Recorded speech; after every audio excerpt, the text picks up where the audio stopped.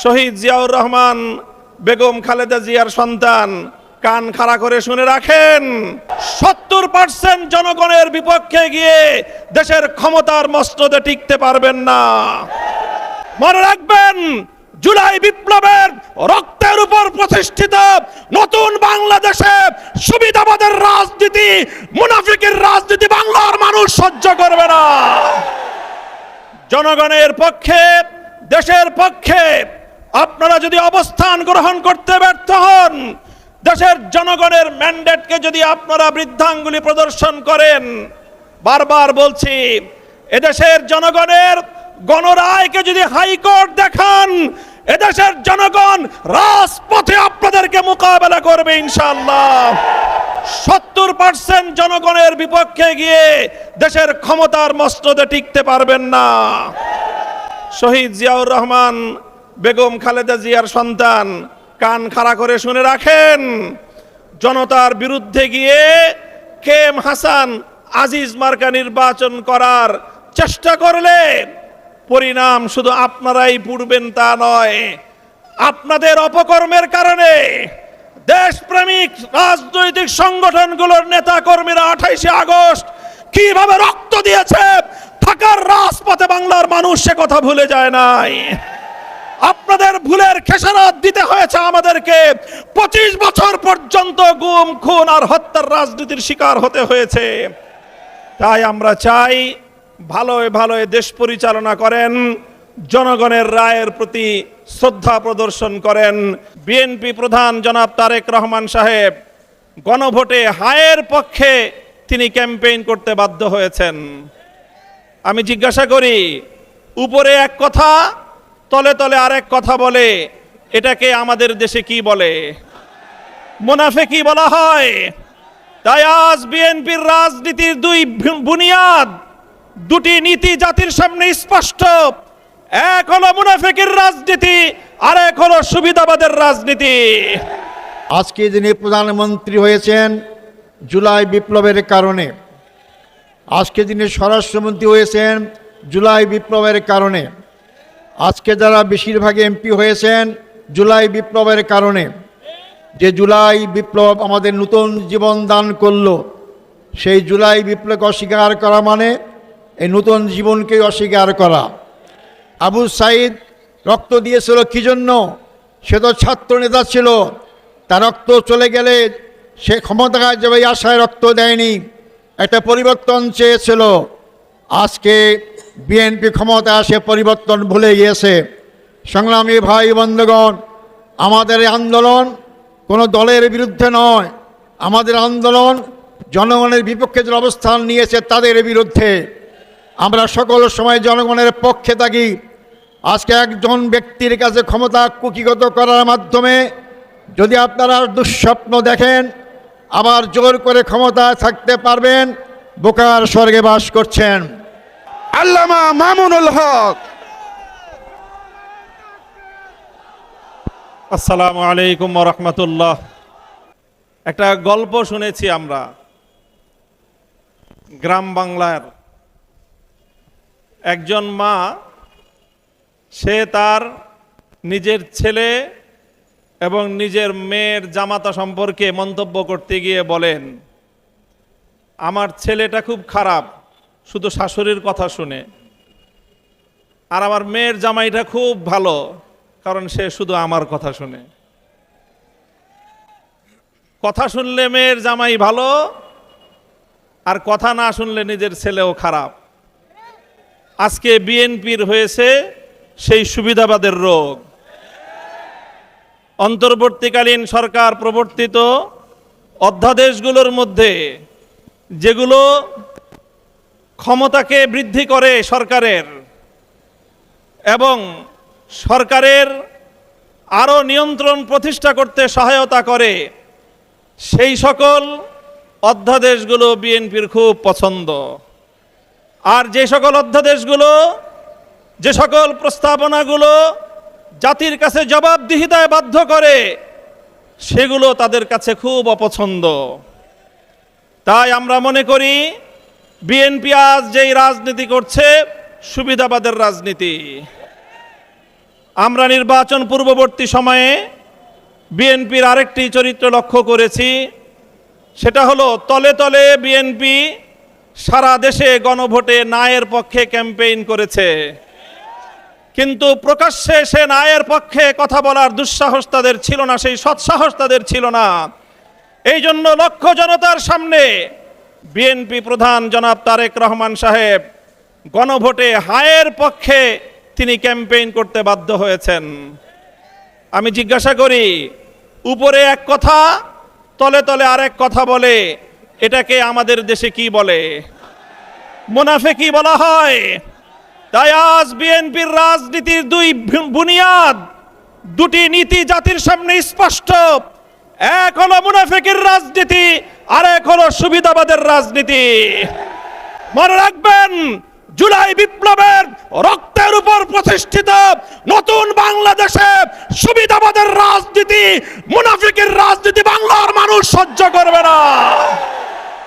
জনগণের পক্ষে, দেশের পক্ষে আপনারা যদি অবস্থান গ্রহণ করতে ব্যর্থ হন, দেশের জনগণের ম্যান্ডেটকে যদি আপনারা বৃদ্ধাঙ্গুলি প্রদর্শন করেন, বারবার বলছি, এদেশের জনগণের গণরায়কে যদি হাইকোর্ট দেখান, এদেশের জনগণ রাজপথে আপনাদেরকে মোকাবেলা করবে ইনশাআল্লাহ। 70% জনগণের বিপক্ষে গিয়ে দেশের ক্ষমতার মসনদে টিকতে পারবেন না।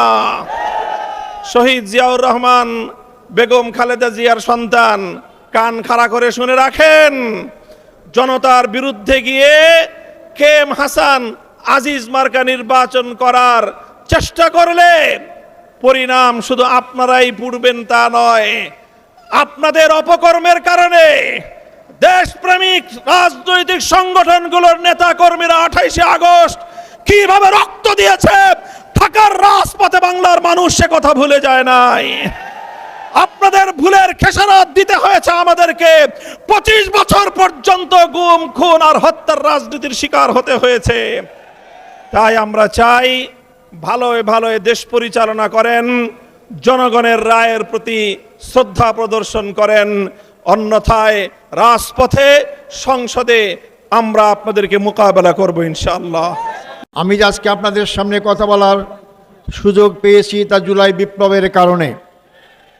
আজকে যিনি প্রধানমন্ত্রী হয়েছেন জুলাই বিপ্লবের কারণে, আজকে যিনি স্বরাষ্ট্রমন্ত্রী হয়েছেন জুলাই বিপ্লবের কারণে, আজকে যারা বেশিরভাগ এমপি হয়েছেন জুলাই বিপ্লবের কারণে। যে জুলাই বিপ্লব আমাদের নতুন জীবন দান করলো, সেই জুলাই বিপ্লবকে অস্বীকার করা মানে এই নতুন জীবনকে অস্বীকার করা। সংগ্রামী বন্ধুগণ, 24শে জুলাই বিপ্লব একটি দলকে ক্ষমতাচ্যুত করে আরেকটি দলকে ক্ষমতায় বসার ছিল না। জুলাই বিপ্লব ছিল পুরাতন ব্যবস্থাকে ছুঁড়ে ফেলে নতুন ব্যবস্থা কায়েম করা। জুলাই বিপ্লব ছিল একজন ব্যক্তির হাতে ক্ষমতা কুক্ষিগত না করে জনগণের ক্ষমতা জনগণের কাছে ফিরিয়ে দেওয়া। আজকে গণভোটকে অস্বীকার করা মানেই শুধু 70% মানুষের রায়কে অস্বীকার করা নয়, 70% রায়ের অস্বীকার করার মধ্য দিয়ে আবার তারা আওয়ামী লীগের সেই ফেসিবাদী কায়দায় এক ব্যক্তির কাছে সমস্ত ক্ষমতা দিতে চায়। আমরা দীর্ঘ 16 বছরে এক ব্যক্তির ক্ষমতার শাসন দেখেছি। আমাদের হাজার হাজার ভাই থেকে জীবন দিতে হয়েছে। শুধু জামাত ইসলামের কেন্দ্রীয় 11 জন ব্যক্তিকে ফাঁসির কাস্টে ঝুলিয়ে বিনা চিকিৎসা হত্যা করা হয়েছে। যে জুলাই বিপ্লবের সূচনা হয়েছে রংপুর, সে রংপুরের সন্তান আমি। সে রংপুরের সন্তান এখানে আছেন আক্তার হোসাইন। আবু সাইদ রক্ত দিয়েছিল কি জন্য? সে তো ছাত্র নেতা ছিল।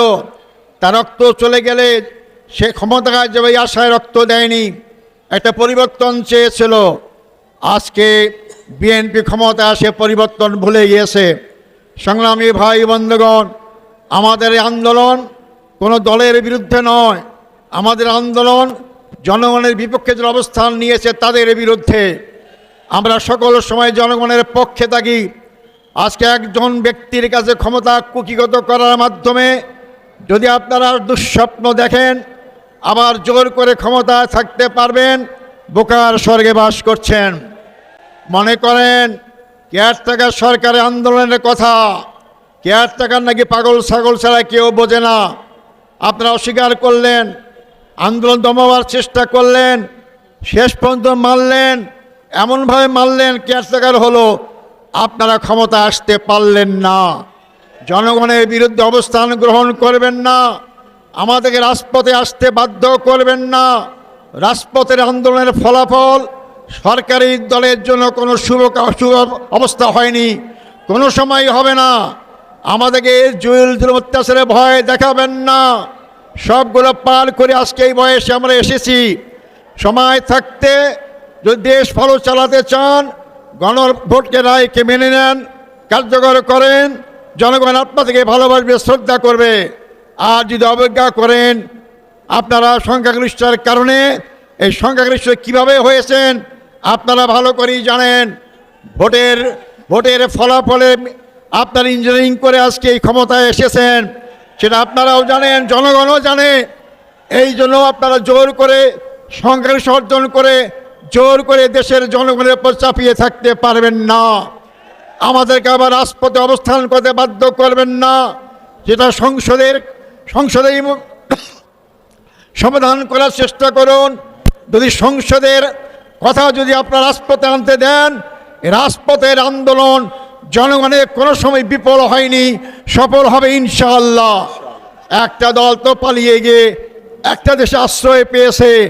জানি না আপনারা যদি সেই পরিস্থিতি সৃষ্টি করতে চান, আপনাদের জায়গা কোথায় হবে আমি তা জানি না। সংগ্রামী ভাই বন্ধুগণ, আজকে এমন এক সময় আমরা এই আন্দোলন গড়ে তোলার চেষ্টা করছি যখন দেশের সাধারণ জনগণ জ্বালানি সংকটে ভুগতেছে। আজকে আমরা সংসদে দেখতে পাই মন্ত্রী বিবৃতি দেয় জ্বালানির সংকট নাই। জ্বালানির সংকট যদি না থাকে আপনারা কর্মঘণ্টা কমাইলেন কেন? স্কুল বন্ধ করার চেষ্টা করছেন কেন? হাজার হাজার গাড়ির লাইন কেন? তাই আপনারা বলতে চাই অবিলম্বে জ্বালানির সংকট কাটান।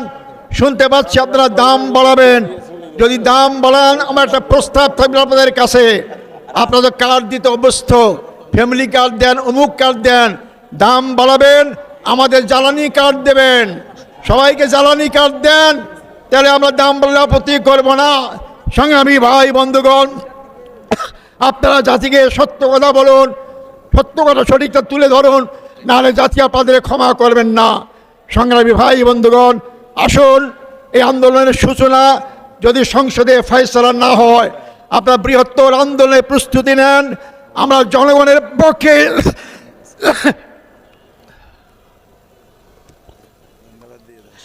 জনগণের পক্ষে আন্দোলন করব ইনশাআল্লাহ।